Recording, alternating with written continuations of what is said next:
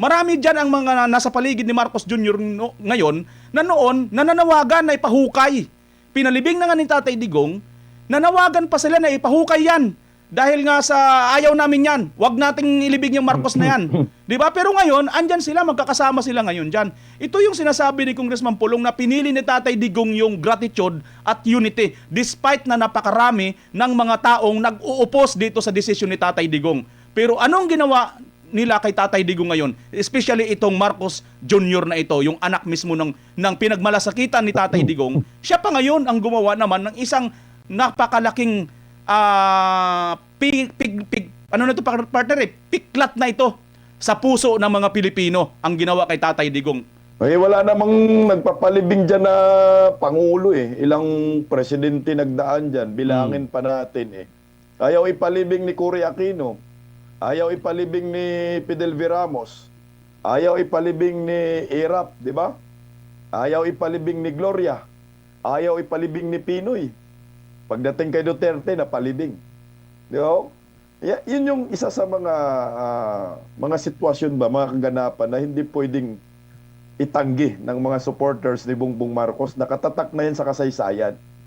Na kahit sobrang dami pong kumontra kay former President Duterte na mga kaliwang grupo, mga dilawan na ipalibing si Bongbong Marcos, si Ferdinand Marcos Sr. Uy, buhay pa. Buhay si Bongbong ha. Buhay Yung pa. senyor. Huwag natin i-advance. Paparating din yun.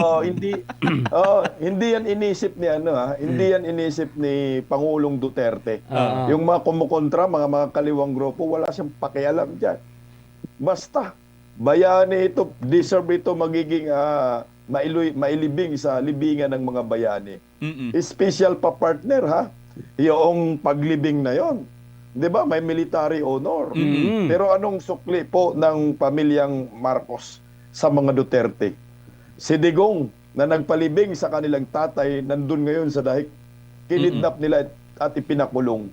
Si Vice President Inday Sara na tinulungan sila na makabalik sa Malacanang, gusto nilang ipa-impeach.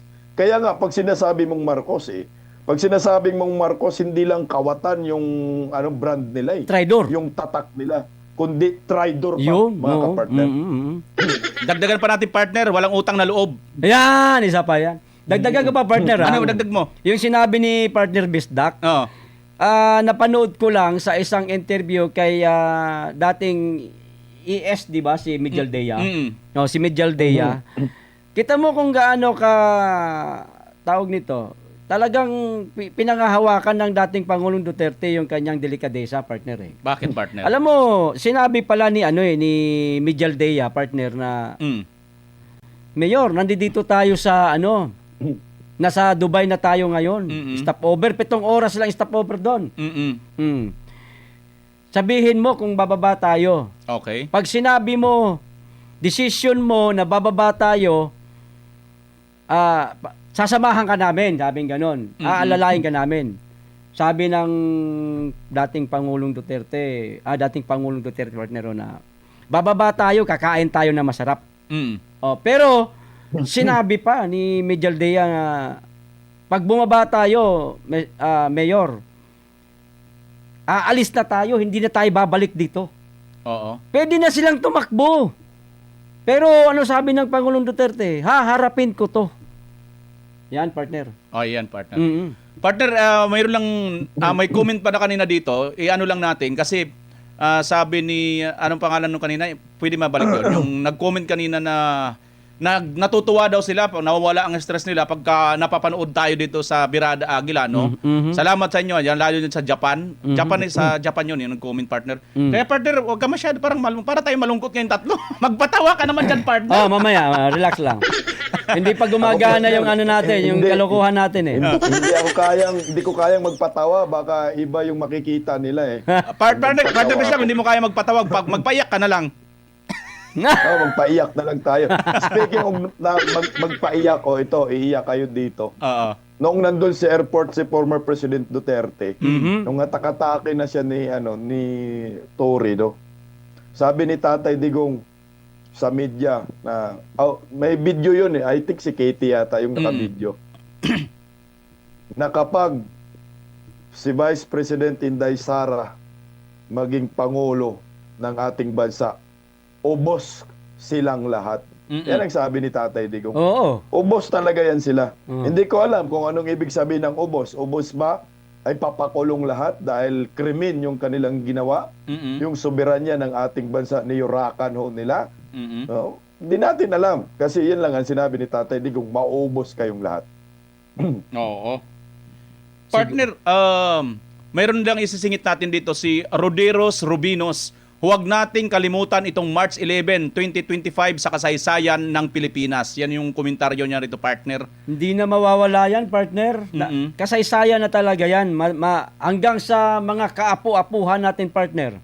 Buhay pa tayo ng mga panahon na may kikwento pa natin sa kanila kung paano trinaydor ang dating Pangulong Duterte at syempre, kung halimbawa, yung mga araw na yun, kaidara natin. At saka Halimbawa, parte senior tayo na tayo, dyan, partner. Oo. Yung mga araw na yan, party tayo dyan, nandun tayo sa Villamor Air Base. Yes, oo. Magteka na magka-anuhan dyan, magkabarilan dyan. Hindi natin iniiwanan si Tatay Digong hanggat sa nung lumipad na yung eroplano, nandun pa rin tayo.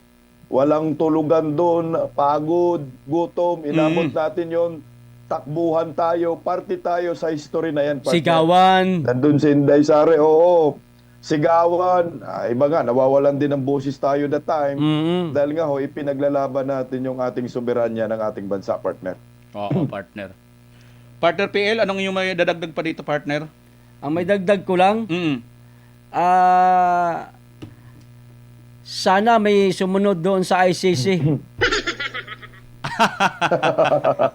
Mukhang maganda yan, ha? Ang Mukhang gusto maganda kong yan, partner. ang gusto kong sumunod doon sa ICC. Pagkatapos pag si Inday Sara na ang presidente. Oo. Yan. Sino, partner? Sino gusto mo madala sa ICC? Si Beng Beng. Sa akin, partner, ayaw ko na siya padala sa International Criminal Court. Bakit? Gusto kong kasi makulong man talaga yan si Pangulong Bongbong Marcos, maniwala ko kayo sa akin. Para sa akin after termino ni Bongbong Marcos, makukulong yan. Ang kaso niya, malversation of public funds, Ayan. corruption issue, partner, sa flood control. Dito sa mali-malitang pera, partner. Gusto ko pagbayaran niya ang kanyang kasalanan dito sa ating bansa. Plunder, Kasi siya may partner. kasalanan sa ating bansa. May kasalanan siya sa mga Pilipino.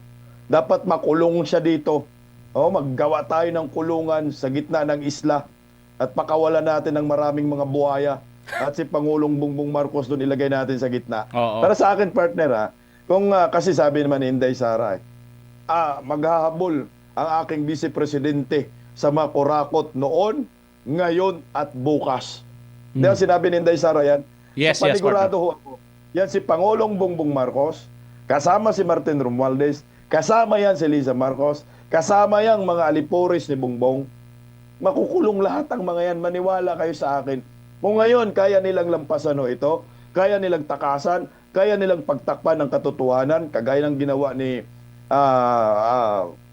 Peng Lacson ngayon sa Senado, Senate Blue Ribbon Committee. Hanggang ngayon lang yan. Pero pagdating ng 2028, pag naging Pangulo si Inday Sara, panigurado ho, sa kulungan ang bagsak yan. Kaya dapat ang gagawin ni Vice President Inday Sara Duterte, pag naging presidente na siya, yung una niyang iuutos, lahat ng mga sangkot sa korupsyon, sa flood control, sa mga malita-malitang pera, kailangan maglabas siya ng hold departure order agad. Yan si Bongbong Marcos, Liza Marcos, Martin Romualdez, lahat ng mga pinangalanan dyan sa malitagang na yan. Bawal lumabas ng bansa kasi magsitakasan man ang mga yan. Papaano? Baka nga, Papaano Oo. kung hindi nila tapusin yung termino nila at lumayas na sila, partner Bisdak? yun yung problema natin. Di barangin na lang natin. Yan na nga sinasabi. Sabi ko na nga ba barang pa rin ang... Joke lang barang pa Joke din ang lang yun, labas, pero partner. pwede rin seryoso. Pwede mo, partner, pamiliin mo. Anong gusto nila? Barang o kulam? Anak ng kamote. Palagay ko, partner, ganun ang resulta dyan. Magsitakasan ng mga yan. Oo, No? partner. Sabi Yung nga lahat ni ng sabi nga, dagdagan na kita, partner Bisdak. Sabi nga ni Congressman Erice, dalawa lang daw ang pupuntahan ni Marcos. Pwedeng makulong o pwedeng lumayas. O i-exile nila yung sarili nila. Yan. Maaring ganun daw. Malamang. Oo. Ganun talaga ang resulta. Magsilayasan yan eh. Oo. Kung nakikita nila, talo na si Martin Romualdez kasi nga, balita-balita natin ngayon, partner, lakas pa rin ang loob ni Martin Romualdez. Tatakbo talaga siya sa pagkapangulo. Uy! Ganun talaga. Oo. No, kapala Talaga? ng mukha, feeling niya, hindi siya kasama sa Malitagang. Uy! Tatakbo talaga siya. Pilingon ba, pilingon? Nako. Ambisyosong tambalos-los nga. Ambi- Sabi ni Vice President Inday Sara, tama yung term na yun. Oo. Partner, may isingit may dagdag lang ako doon sa komentaryo natin tungkol dito sa nagawa ni Tatay Digong para sa pamilya Marcos ano. Ang kagandaan dito, ini-emphasize ni Congressman Pulong kung ano talaga yung ginawa ni Tatay Digong dito sa mga Marcoses, no? Yun yung pagpapalibing kay Marcos Sr., hindi lang ito basta pinalibing lang ng normal, kundi marami po itong mga sequence of event na pinagdaanan. Una, marami po ang mga nagdaang presidente, hindi po nagawa yan. Naging senador na si Marcos Jr., hindi pa rin nila nagawa. Pati si Aimee, wala po silang nagawa dyan sa kanilang ama. Pero nang dumating itong itong si Tatay Digong, saka pa lang po yan nagawa, no? Alam niyo po mga kapartner, nasa batas pala yung sinasabi ni Tatay Digong na kanyang pagpapalibing dyan. Kaya nga sabi ni Congressman Pulong, despite na parabagang ano ba yung sinabi ang ginamit niya rito? Basta pinili ni Tatay Digong yung gratitude, yung bang instead na magkahiwa-hiwalay, magkawatak-watak tayo, pinili niya yung unity. Na kasi matagal ng panahon, partner, narinig ko yan sa kampanya, sinasabi ni Tatay Digong, nang tinanong siya, ipapalibing mo ba, open ka ba kung ipalibing si Marcos Jr.? Oo, sabi niya ni Tatay Digong, nasa batas yan. Na yung mga mga leader, dating Pangulo at naging sundalo, pupwede talaga yan, ilibing yan sa libingan ng mga bayani. So nasa batas natin yan, which is nasa batas, ayaw i-honor ito ng mga katunggali. Kaiba yun ng mga Marcos that time. Pero si Tatay Digong, bilang isang abogado, bilang isang nakakaalam ng batas, sinunod niya ito. Despite na maraming kritisismo, na how ironic naman mga kapartner, yung mga kritisismo noon ng pagpapalibing kay Marcos Jr. na ginawa ni Tatay Digong, sila naman ngayon yung mga kakampi ni Marcos Jr. Marami dyan ang mga nasa paligid ni Marcos Jr. Ngayon na noon nananawagan na ipahukay. Pinalibing na nga ni Tatay Digong, nanawagan pa sila na ipahukay yan. Dahil nga sa ayaw namin yan, wag nating ilibig yung Marcos na yan. Di ba? Pero ngayon, andyan sila, magkakasama sila ngayon dyan. Ito yung sinasabi ni Congressman Pulong na pinili ni Tatay Digong yung gratitude at unity despite na napakarami ng mga taong nag-uupos dito sa desisyon ni Tatay Digong.